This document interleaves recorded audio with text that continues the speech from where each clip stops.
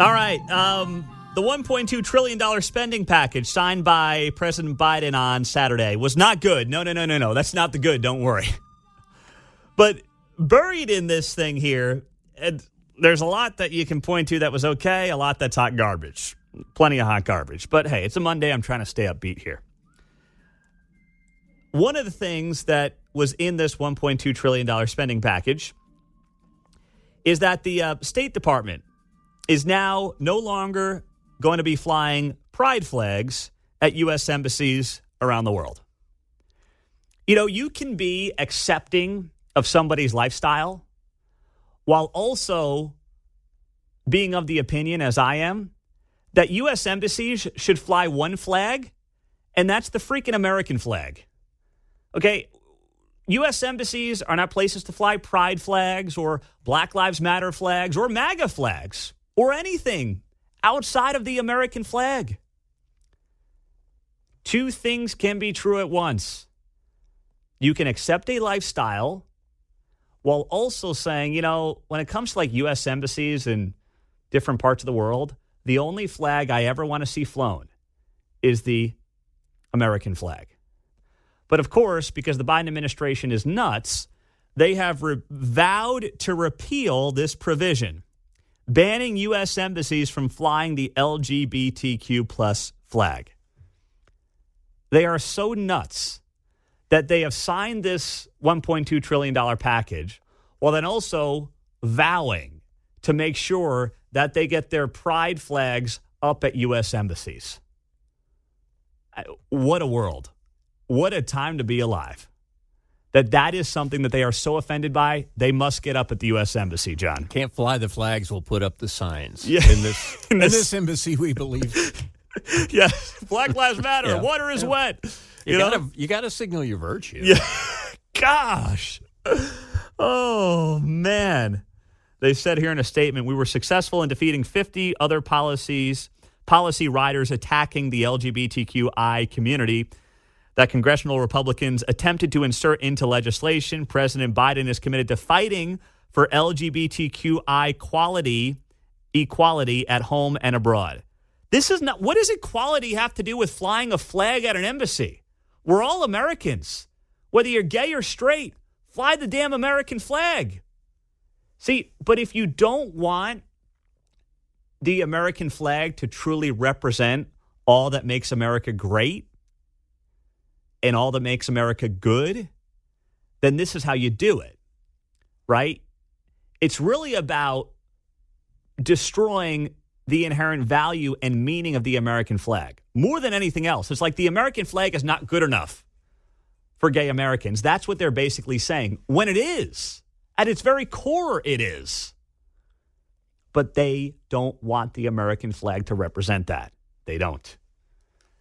The bad from the weekend. I mentioned I watched start to finish the Kansas City Public Library debate, and we've talked a lot about it this morning. The yes side, the no side of the Chiefs and the Royals tax. One of the bads that I took out of this weekend, I felt so bad for our buddy Nick Haynes, who was the moderator. Especially, towards the end of it, when poor Nick Haynes, I mean, the guy is trying to end the show and wrap up the show. And then the KC Tenants clowns are like screaming over him. And they're not yelling at Nick. They're just doing one of their chants. They were trying to like make a statement to wrap up the show. So Nick's trying to put a bow on the show. I mean, he's just a friendly Welshman. And he's got to deal with these, hooligans. Will it be team yes or team no? We'll find out on Election Day, April 2nd. I'm Nick Haynes from all of us at Kansas City PBS and our debate sponsors, American Public Square and the Kansas City Library. Be well, keep calm, and carry on. Could you even tell what all I could hear is fight, fight, fight? They all had their face diapers on, so I couldn't really hear them. In 2024, they're screaming with their masks on, so it was kind of muffled. But poor Nick, I mean, no one's nicer than Nick Haynes in this town. Literally, he's a nice guy. And he's trying to wrap up his own show there and have a little smile on his face. And there are the tenants in the background, screaming and chanting to wrap up the show.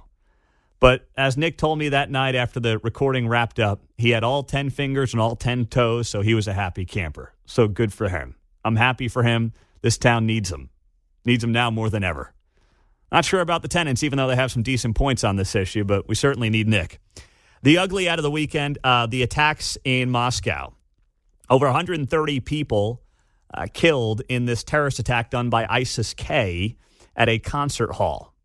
And where we're at right now is that 4 people have been charged with committing a terrorist attack resulting in the death of others. The offense carries a maximum sentence of imprisonment. Now, this story is not just about Russia. The Russia angle here is kind of the short term. And over the short term, what's probably going to happen is Putin's going to blame Ukraine. Because it's not in his interests to say, oh, yeah, ISIS-K attacked us. I missed the warning signs. Apparently, the U.S. tipped off Putin. He didn't take those warning signs. And now 130 innocent Russians are dead. He's not going to admit that he screwed that up. He's going to blame Ukraine. That's better for him. And obviously, that fits into his propaganda agenda. Here in the U.S., there's an angle to this as well.